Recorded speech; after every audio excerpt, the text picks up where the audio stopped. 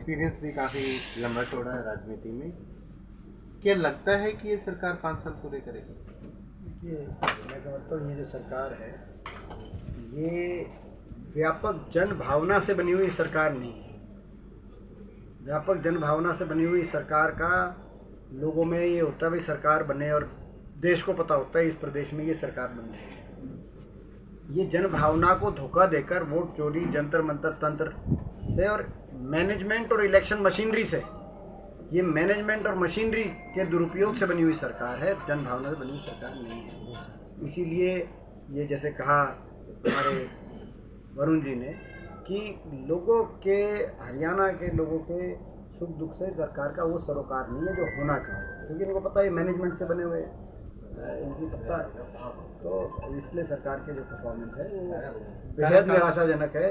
ये सरकार तो 10 साल की सरकार भी पूर्णतः विफल थी और लोग इसीलिए बदलना चाहते थे उसको, जन भावना बदलाव की थी। मगर ये वाली सरकार जो ये बनी है तो 1 साल में तो उससे भी ज़्यादा, जो 10 साल बीजेपी की सरकार क्या जो कार्यकाल, हरियाणा में हुआ क्या है आप खुद देखो, कोई विकास कार्य नहीं हुआ। तो हरियाणा खुशहाली की तरफ से नहीं गया, हर चीज़ में हरियाणा नीचे गया, बेरोजगारी में ऊपर गया, ये स्थिति है।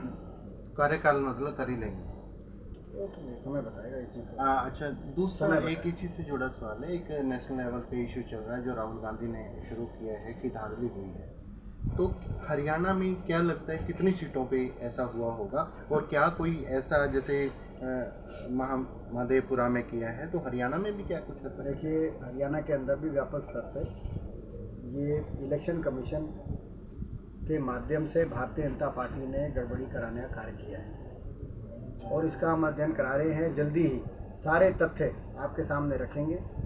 ये कुछ बीच बीच में चुनाव चयनित करके भारतीय जनता पार्टी चुनाव आयोग के सहयोग से ये गड़बड़ियाँ करा रही है। आज देश में के सामने आ गए, मधेपुरा की सीट का देश के सामने आ गया, कई जगह महाराष्ट्र का आया सामने, और अब हरियाणा का भी जल्दी हम तथ्यों के साथ बात रखेंगे। मगर दुर्भाग्य की बात यह है कि ये चुनाव आयोग ने जवाब ही नहीं दिया।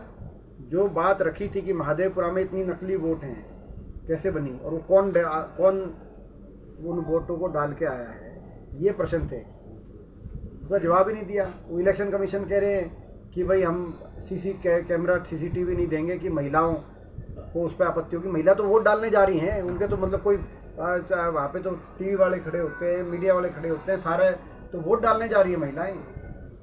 ये कमाल की बात है, गजब की बात है। ये इलेक्शन का सीसीटीवी कैमरा तो मैं तो इसलिए नहीं दे रहे कहीं कि जैसे चंडीगढ़ में आपने देखा था मेयर के चुनाव में, वो सीसीटीवी कैमरा जब निकला तो क्या करता पाया, वो जो इलेक्शन कमीशन का अधिकारी गया था, वोट अपना खुद ही डाल रहा था। ये स्थिति है। तो ये देश में निष्पक्षता नहीं रह गई, चुनाव आयोग निष्पक्ष नहीं है, पूरी तरीके से भाजपा के सहायक आयोग है ये। इसका नाम भी बदलना चाहिए। अगर ये जो है इसको चुनाव आयोग की जगह भाजपा आयोग भी जल्दी इसका नाम लोग रखने लग जाएंगे, ऐसा लगता है। ये स्थिति बन रही है। जो देश भर में अभियान चल रहा है वो कोई कंक्लूजन, मतलब लॉजिकल कंक्लूजन तक पहुंचेगा? पहुंचेगा क्यों, बिल्कुल पहुंचेगा। हम लड़ाई लड़ रहे हैं। हमने संसद में, हम जो है अभी संसद का सत्र भी समाप्त हुआ परसों, संसद में भी हमने इस बात को, चुनाव आयोग और वोट चोरी के मुद्दे को जोर शोर से, SIR बिहार में हो या वोट चोरी पूरे देश में, उस मुद्दे को इंडिया गठबंधन ने बड़े जोर शोर से एकजुटता से उठाया। सरकार ने कहा कि उस पर चर्चा नहीं हो सकती, लेकिन हमने उसको उठाया। और संसद से लेकर और सड़क तक जहाँ राहुल जी की यात्रा चल रही है, हम जब तक इस देश में निष्पक्ष चुनाव पूरी तरीके से निश्चित नहीं किए जाएंगे तब तक लोकतंत्र पर खतरा है।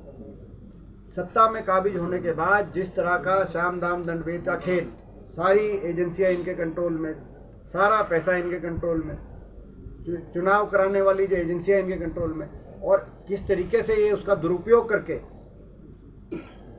लोगों की, हरियाणा में तो केवल वोट चोरी नहीं हुई, हरियाणा में सत्ता चोरी हुई है। लोगों की जनभावना को धोखा दिया। हरियाणा में जनभावना भाजपा की सरकार को बदलने की थी, लेकिन उस जनभावना को इन्होंने धोखा देने का कार्य किया। तो इसीलिए हम लड़ाई लड़ रहे हैं कि चुनाव की प्रक्रिया भी है देश में बचे, तभी लोकतंत्र बचेगा, तभी संविधान बचेगा। आपने बहुत से अच्छे सवाल पूछे क्योंकि ये मेहता साहब ने सर, पार्ट टू भाई- लिखवाया हुआ है चाय का, इसीलिए वहाँ पे पत्रकारों को प्रताड़ित किया जा रहा है। अभी हाल ही में कुछ पत्रकारों पर पर्चे दर्ज हुए हैं, मालूम है? ये तो पत्रकारों को प्रताड़ित ही नहीं, दोनों ही बातें की जा रही हैं।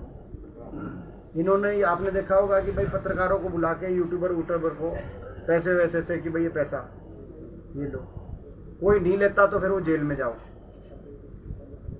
ये स्थिति है। तो ये तो हकीकत है, आप देख रहे हो। सर, सरकार रोजगार देने का दावा कर रही है, लेकिन काफी विभागों में पद खाली पड़े हैं भाई कर्मचारी। वो तो अभी बताया बताया 20,000 अब चाहे आ जाओ यार, हम भी थोड़ा एक मिनट मुझे